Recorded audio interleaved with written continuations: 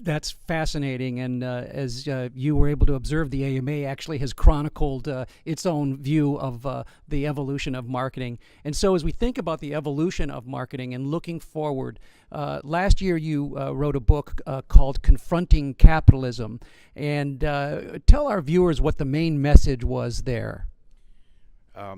In the sense that marketing and maybe business itself is not working for the many but for the few in a capitalistic system where wages are still relatively low.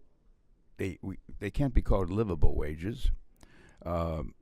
The limit used to be $7.45 an hour, which for 7 or more years stayed that way in spite of rising costs. So capitalism has to take to some new ideas that would make a better distribution of the income to the teams that make up the income.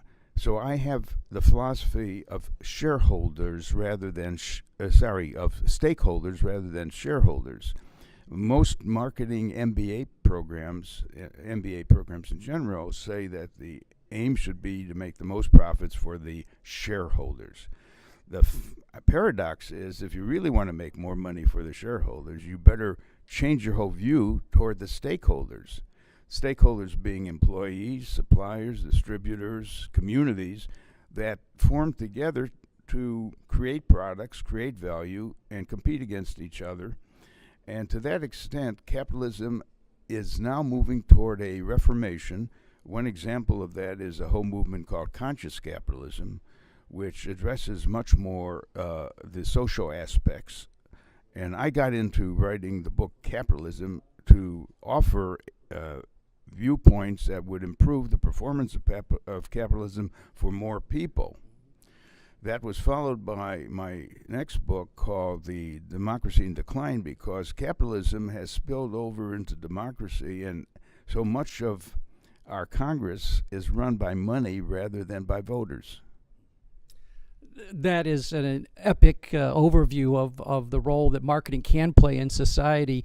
Do you have any thoughts about what the AMA can and should be doing as a change agent against the vision of democratizing quality of life, prospering economies and communities around the world?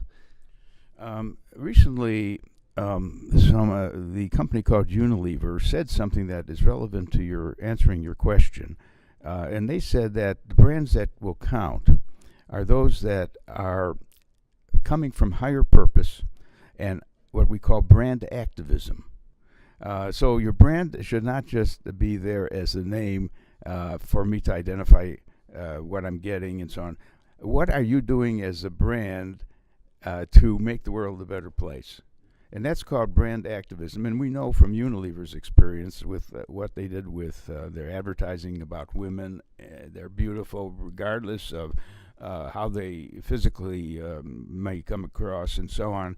And so many of their products are now... Unilever found out that those products that had higher purpose and dynamism were performing at 30% or more better than the brands that had no particular vision or higher purpose. So, Dr. Phil Kotler, thank you so much for sharing your insights with us and being our guest here at the American Marketing Association today. Thanks very much. Russ, thank you. As we have heard from Philip Kotler, that the interests of stakeholders clearly take priority over the interest of shareholders. But are companies really following this order?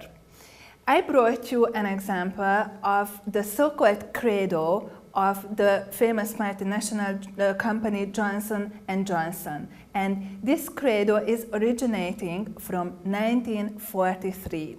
They are very well outlining their order of priorities. Who are they responsible to? They start with their first responsibility being to the doctors, to the users of their medical products, and also to the end users, to the final consumers of their products and services. So they very clearly declare that this is the stakeholder group that is the most important for them.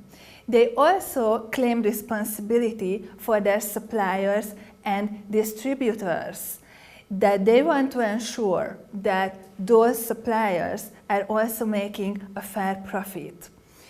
Johnson & Johnson also claims responsibility for their own employees who are working for the company. They also, and remember this was a long time ago in 1943, already at that time, they declare a responsibility for their communities, for the communities that businesses are operating in. And only last come the stockholders. Well, obviously it doesn't mean that financial results are not important, but I think these orders reveal a very interesting order of priorities, that money is not everything. Ethics and being ethical and paying attention to our stakeholders are more important than our bottom line. The irony of things is really that most companies will find that if they follow their own purpose, they follow their values, their bottom line will also reflect that in a positive way. As I have demonstrated earlier, for those companies who do not follow their values, they will also suffer in the bottom line. Maybe not in the short term, but on the long term for sure. So this is an important point that I want to make, short-term versus long-term thinking in terms of the impact of the decisions. Okay, so let's speak about ethical brands. What does it mean, or what is a brand ethos?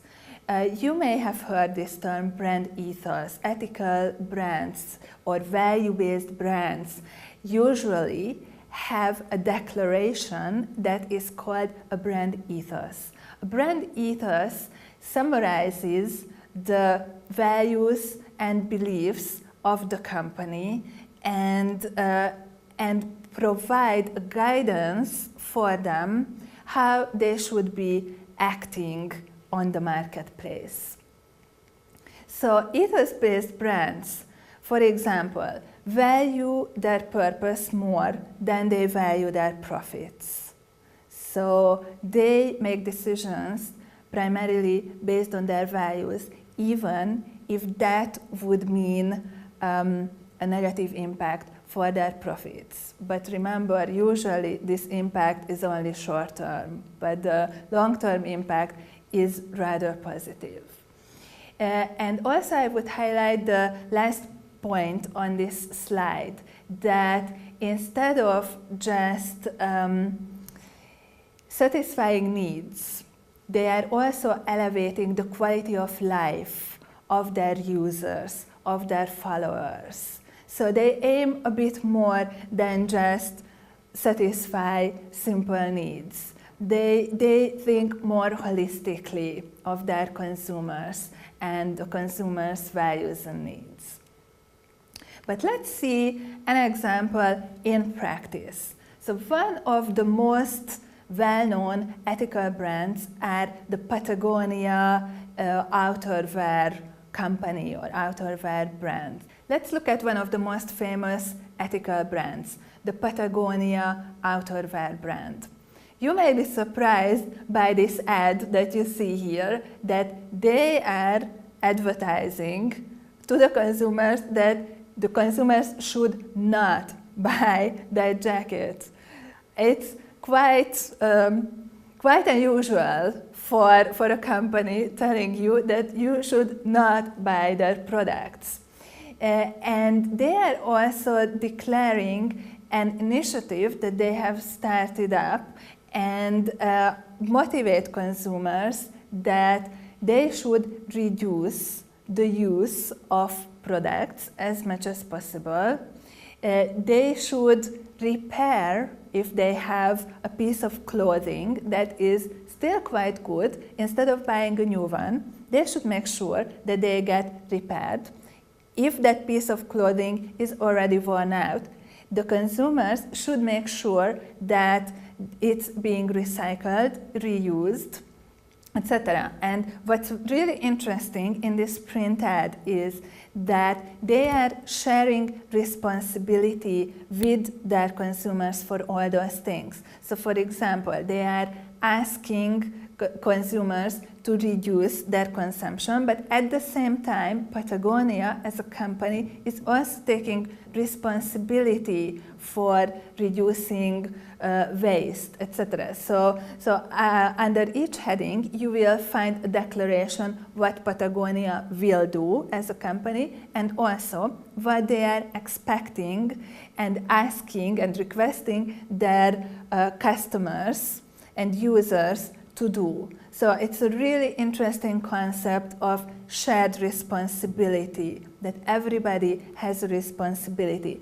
both the marketer, the manufacturer, as well as the user. So I thought this is a really, really unique piece of communication. And if you are interested in more very good ethical brands and advertising, you can Google Patagonia and find some more materials from them. But I also brought another example by the dog food brand Pedigree. And I copied from their internet website their Pedigree brand ethos, just that you have an idea of what an ethos looks like really in practice. So they start with declaring their love for dogs, their values, that dogs are everything to them. Dogs are the most important for this company. They are also mentioning an initiative that they do for stray dogs. They are also supporting homeless dogs and helping them find new homes. They are passionate. They use the word passionate. They are passionate for pets. And then they also talk about their nutrition. So they are a dog food manufacturer, so they are also declaring their quality standards in terms of making pet food. So they only use the best ingredients, they have over 80 years of experience, and they develop dog foods of great quality, products that are nutritious. And they also declare here that their products are as affordable as possible. Their objective is to make these products available to as many dogs as possible, dogs of all breeds, all ages, so they are not sort of an elitist brand just for, the pure breed dogs, or just for, certain breeds, or, dogs that have rich families. So you can, if you just read these 3 paragraphs, you can get a really good idea about this company. Obviously, these are just words written down. So the proof of this is the way how Pedigree is really acting in practice on the market. So this document should be the guiding document, the guiding light for all the marketeers working for Pedigree. Anything they do, any product development, any advertising, any kind of other activity, these things should always reflect the values and the declarations in this document. So I really encourage you, if you are a marketer and you are managing brands, I encourage you to think about your brand's ethos and summarize it in a similar format. It will really help you guide your decisions. I already mentioned that things don't remain secret nowadays. With the technology, with a lot of NGOs, different kind of institutions. Your activities are continuously observed. Everything is researchable. If your consumers want to find out information about you from neutral sources, not from you, but from external sources, they will manage to do that. Just for interest, I brought this chart with the Ethical Brand Index. There is a company in the UK who is ranking famous brands in terms of how ethical they are. They have their own methodology, how they are doing that. The point is that you can go online, and if you are looking for shoes, let's say, and you are interested in sustainability and ethics, you can find out which are the brands that make their products in an ethical way and which are the ones who don't. And this company is labeling them with avoid. And you can find some pretty famous brands over there, so Adidas, Fila, etc. If I was the marketing manager of Adidas, I would be really alarmed to see Adidas on the top of the avoid list. And I'm sure they're aware of this and probably are discussing what measures to take to improve this.